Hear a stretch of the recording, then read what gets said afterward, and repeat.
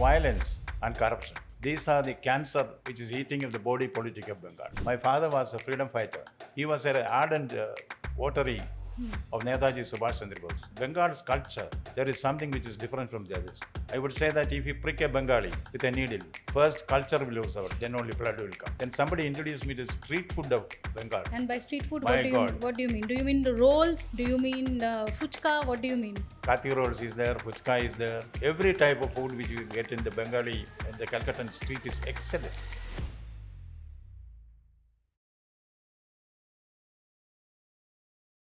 Hello and welcome to the Statesman Talk. I'm Ananya Dasgupta. On this episode, a very distinguished guest, West Bengal Governor CV Ananda Bose. Welcome to the Statesman Talk, sir. Thank you.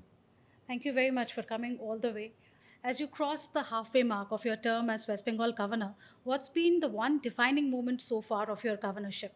I consider this as an opportunity to make myself useful to the people. You know, the governor is appointed by the President of India. Who gave powers to the President of India to appoint the governors? The Constitution of India. Who framed the Constitution of India? The preamble to the Constitution, which starts by saying, we the people of India give to ourselves this Constitution. So, if it is the people who decided who should be the dispensers of India's destiny, Bharat Bhagya Vidhata, it is the people. Therefore, the governor's first duty is to the people. Second duty is to the people. Third duty is to the people. It is that opportunity to do my bit to the people that gives me happiness in being the governor of West Bengal. You've played a very hands-on role after you've taken charge of the governorship of West Bengal, and you've recently toured flood-ravaged North Bengal as well. What did you see? Do you see some gap also in development between the northern and the southern parts? Do you have any suggestions on how to bridge that gap? As far as my state is concerned, there is economic development. Of course, the North Bengal districts are a little backward compared to the rest of Bengal. This has many reasons to it. Historical reasons are there, geographical factors are there. That is to be analyzed, and efforts are to be made to see that regional imbalances are obviated, developmental activities are taken in right earnest. Then there should be sufficient guard against ravages of nature. What we see not only in Bengal, the recent landslides which took place in Kerala and Wayanad, mostly it is a result of human intervention. Our environmental protection has been given the go-by. As Albert Schweitzer said, man has lost the ability to foresee and forearm. It appears he will destroy the universe. This is something which is very, very important. So we have not inherited this universe from our forefathers. We have borrowed it from our children. What we have borrowed from our children, we have a moral duty to pay it back. If that is the spirit, then if we conserve nature, many of these natural calamities can be obviated. Now that it has happened, there are ways and ways of dealing with that. Before the landslide, or before the natural calamities, during the calamities, after the calamities, I have given a detailed report to the President of India and also to the state government, and as a report card to the people. There are ways. See, accidents are not accidental. There are human factors behind it. Once we analyze it and take timely steps, this kind of ravages of nature can be controlled to an extent. Sir, you've also spoken out about political violence in Bengal. What's your message to those fueling it, irrespective of party lines? See, violence and corruption, these are the cancer which is eating of the body politic of Bengal. I do not blame any particular political party for this. In my analysis, this is the result of historical legacy. In 1946, there was a direct action call, which resulted in killing 6,000 people in the city of Kolkata. It also went to the villages in Navakali. Even Gandhiji had to intervene. Those who led it, the Gunda gang, if I may say so, they became attached to various political parties in independent India and Bengal. And most political parties used their clout the muscle power to turn their fortunes in the elections. This is still continuing. Instead of the blame game on anybody, I would say that we should be forward looking. There should be concerted action by all the stakeholders.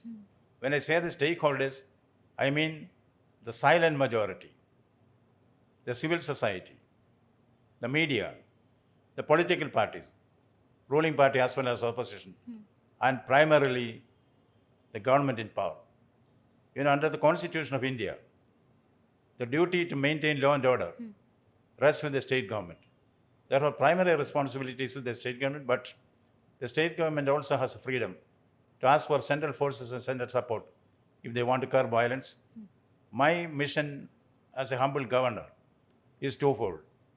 Hinsa Mukta Bengal, Prashtajar Mukta Bengal. One more point which I add when I go to the villages is that Viksit Bengal. Viksit Bharat will be possible only if there is Viksit Bengal. These are the three planks on which I approach my people in Bengal. Lovely message, sir.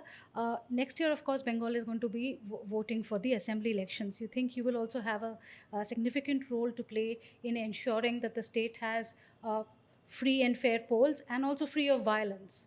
Elections, free and fair elections. How to vote with the ballot, not with the bullet. But in Bengal, what I saw during two elections which I attended, one was the Panchayat elections, other was the Lok Sabha election. There are murders, intimidation, threats, you name it, it is there. I would say it is menu-driven violence there. It is available. Gundas are available for any political party for any purpose. It's a menu-driven thing. For shooting down a person this much, for stabbing a person this much, for heckling a person this much, hacking a person this much.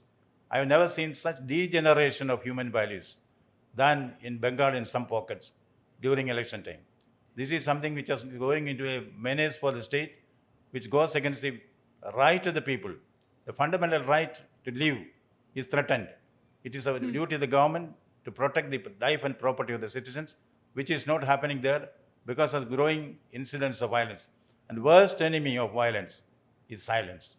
The silent majority is not only remaining silent, it is a silenced majority there. Through force, through intimidation, majority is silenced.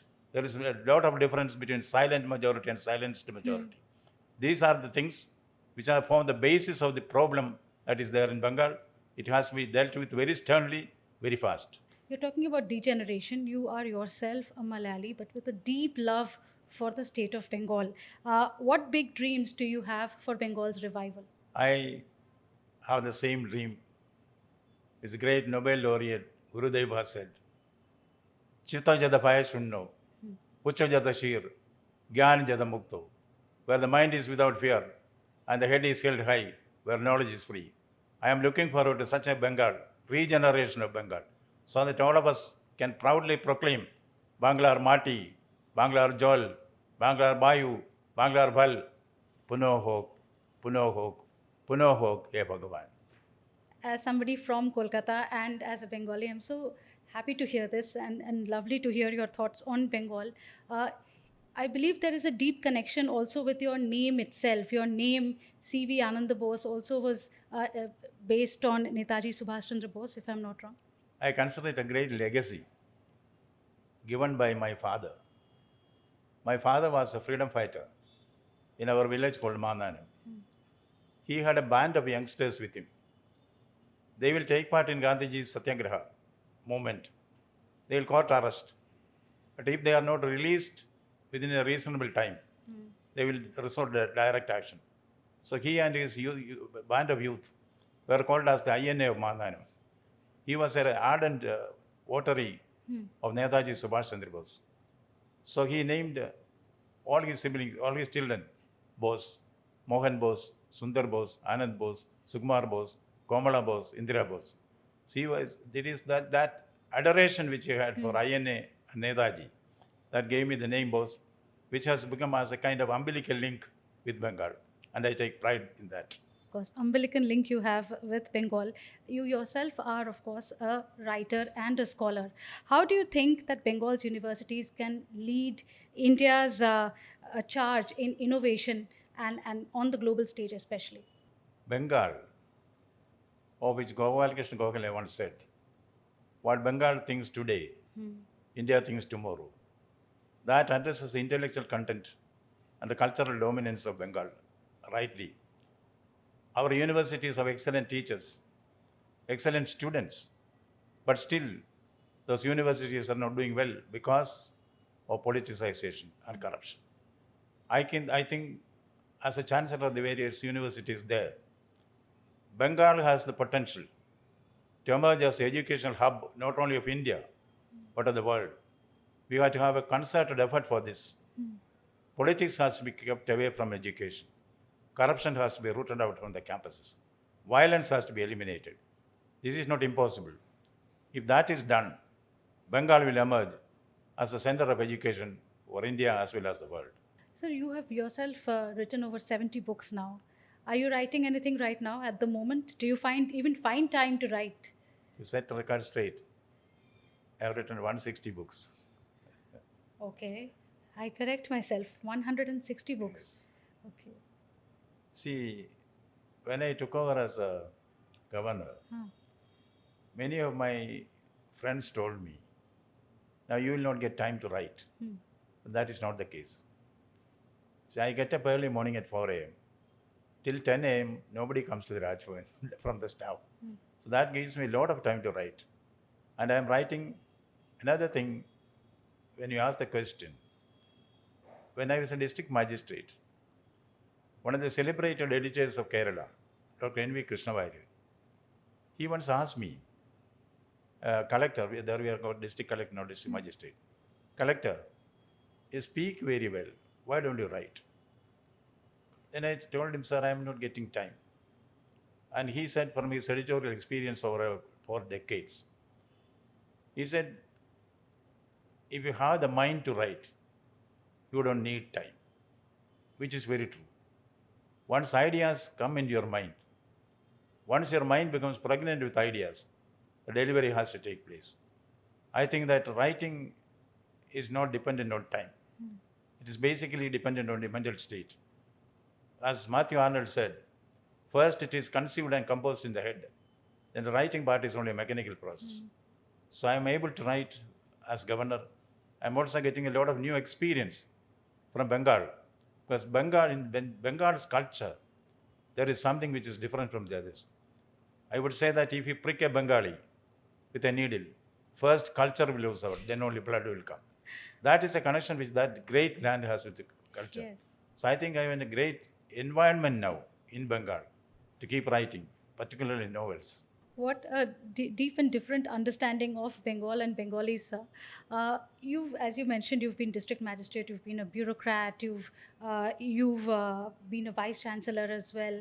You've played many different roles. Is there any one skill that you've picked up across these various roles that now helps you as you play your part as the governor of West Bengal? The greatest lesson which I learned from being a civil servant is that you can trust the common people. You can trust them completely. That is why I try to go to the field and know from the people what is the field situation. Bureaucracy mostly depends on reports from the subordinates. My experience has taught me all reports are filtered. It reflects the attitude of the person or the officer who is writing the report. Go to the people, listen to them, understand their feelings, see what are their problems, what are their solutions. Then you will get a picture. That's called the ground zero picture. That is a lesson which I learned from my experience in the field with the common people throughout my career. And that is something that you are now doing. You're implementing it yourself. You're going and meeting villagers yourself also across Bengal. Yes. In fact, I have got a program called Aamna. Anybody who wants to meet the governor can send an email or a telephone call. Within 12 hours, I will meet them. Second is that Raj Bhavan has been turned into Gen Raj Bhavan. It was not just a meaningless announcement. When the President of India came there, I made a symbolic key of this. The President gave the key in my presence, that the President is the Rajyapal, to the elected Chief Minister. Okay. After that, so many programs have been launched with a view to creating more understanding and accessibility with the people. There is something called a Gen Raj Bhavan, as I told you. There is also called mobile Raj Bhavan. During election or when there is threat of violence anywhere, the Raj Bhavan, the governor's motorcade will be in the field 6 a.m. Anybody can stop it. They will be listened to. There was one incident where during election time, Panchayat election, they stopped my motorcade and said, "Sir, there are people with bombs some 3 kilometers from here." Okay. I thought it may be exaggeration, but I went there. When I went there were people with bombs and they ran away. So being with the people is something which I always cherish. And now, to explain to the people of Bengal the various schemes offered by the Prime Minister of India to help the women and children, help the youth, the sports, every field. I go to the villages, spend one day there. That is called Amargram program. Amargram. Program. And I also go to the border villages because lot of narcotic trade is there, smuggling is there, even human trafficking is there. To assess it for myself and the ground zero situation, I go to the field. That's the biggest lesson I learned from Bengal. I feel comfortable in Bengal. So this is a direct communication that you have with people. You talk to them directly Yes. when you're going there. In the modern language, it's a D2P, direct to people. Very well said, sir. What about your communication and your connect with your home state of Kerala? You've also, of course, been a Kerala cadre IAS officer. Yes. I always keep my state in my mind. My sisters, my brothers there, my teachers, I cannot forget them because they are the ones who shaped me up. In Africa, there is a saying, it takes a whole village to rear a child. I owe it to the people of Bengal, people of Kerala for what I am. Certainly, I try to go back to state whenever it is possible. But now, because of my official commitment in Bengal, I should give priority to that. I visit Kerala once a month. And you also visit temples, and you were in charge of some of this temple-related work in Kerala as well? See, the Supreme Court of India appointed me to head a panel for the preservation and conservation of the treasures of Sri Padmanabhaswamy temple. The media reports that that is the greatest treasure on earth. But I am bound not to disclose what I saw there. So I am not commenting on that. But I would say substantial treasure is there. And I was in charge of that. I gave a report to the Supreme Court. The Supreme Court has accepted the report in toto. And the work is going on along with that. Well, I am God-fearing. I go to temples. Recently, for instance, I had gone to the Tirupati temple. From there, I wanted to go to other temples also. When I heard of the devastation that took place in Darjeeling and nearby areas due to floods, so I cut short my temple visits and went back to Bagdogra and went to the field. And any similarities that you see? A lot of people say there is a lot of common connect between Bengal and Kerala. What similarities do you see? Bengal and Kerala are like twins. There is a lot of independent thinking in every individual. Little bit of revolutionary spirit is also there. Then Bengal and Kerala, lifestyle is similar. Both eat rice and fish. The food habits and thinking habits. Then of course, we can say the argumentative Bengali, the argumentative Malayali. That is there. There is a lot of enlightenment. But between Bengal and Kerala, what I see is that the affinity to culture is very much in both the states. But Bengal bubbles with culture. That is something which distinguishes Bengal from other states, including Kerala. Since you mentioned Bengal and culture, did you get a chance to visit the Durga Puja pandals this year in Kolkata? There was some rainfall just before the puja. I used to go at least 3 to 5 pandals every day. I could imbibe the spirit of Durga Puja there. As words were said, it was felt in the blood and felt along the heart for me. Certainly, that's a time when all opposites reconcile. There is bonhomie, there is peace, there is harmony in society. Durga Puja represents the best that is there in every Bengali. And what is your favorite part about living in Kolkata? Favorite? Favorite part about living in Kolkata? Basically, interacting with the people. And also, my wife shall not hear this, I go out for good food in the streets of Bengal. That is a habit which I picked up. when I was in Bengal 40 years back. Okay. At that time, I was a bachelor. I was working as a probationary officer in State Bank of India. I did not get the food that I like. Then somebody introduced me to street food of Bengal. And by street food, My God. what do you mean? Do you mean the rolls? Do you mean phuchka? What do you mean? Kathi rolls is there, phuchka is there. Every type of food which you get in the Bengali and the Calcuttan street is excellent because they cook it with the salt. Not salt there. Put a salt in that. There's soul in that in Yes. that food. Yes. So even now you go out for street food, or you get it delivered to Raj Bhawan? Now I go with my wife. She's part of it. So you're both enjoying your stay in Yes. Calcutta. You have a few years to go as governor of Bengal. What's that one thing now is that you feel is your goal that you want to achieve as you complete your term as the West Bengal governor? I want Bengal to be violence free, corruption free, which is not an impossible task. I promised the people that I'll work my level best for that. That is not a promise, that's a commitment. I wish and pray that I'm able to achieve that commitment before I leave Bengal as its governor. Beautiful thoughts, sir.